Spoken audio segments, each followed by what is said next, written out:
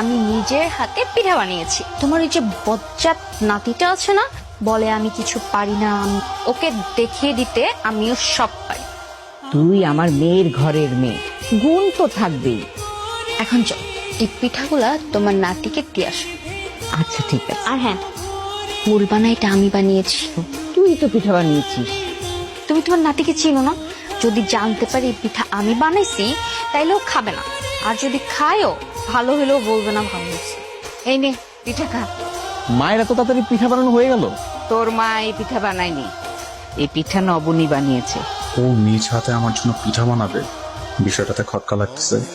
আমি ভাবতেছি কি যে এত কষ্ট করে আমার জন্য পিঠাটা বানাইছে, আমি তাকে একসাথে নিয়ে এই পিঠাটা খাই। এই নাও পিঠা খাও। তোমার জন্য বানানো হয়েছে, তুমি খাও। আমি তো খাবোই, কিন্তু আগে তোমাকে খাইতে হবে। না ধরো।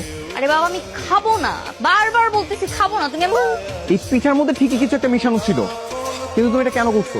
কারণ কারণ তুমি আমি যেদিন এই বাড়িতে আসছি কি ব্যবহার করছো তোমার মনে নেই? আমি সরি। Sorry not accepted. কেন ধরো?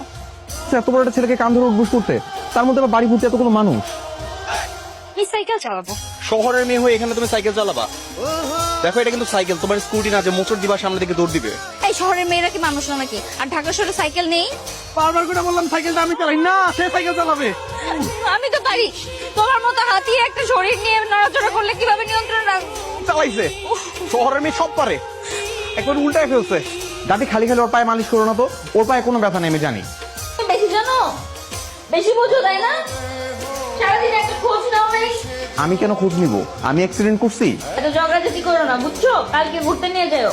কেন? আমি তোমাকে নিয়ে আবার ঘুরতে বেরোবো, আবার একটা অঘটন ঘটবে, সেই দোষ দিবে আমার ঘাড়ে। ঘুরতে নিয়ে গেলে আরো বেশি দোষ হবে। আমি ঢাকায় চলে যাবো আর মামাকে বলে যাবো আমি ঢাকায় চলে যাচ্ছি আপনার ছেলের অত্যাচার। হাই রে অবস্থা।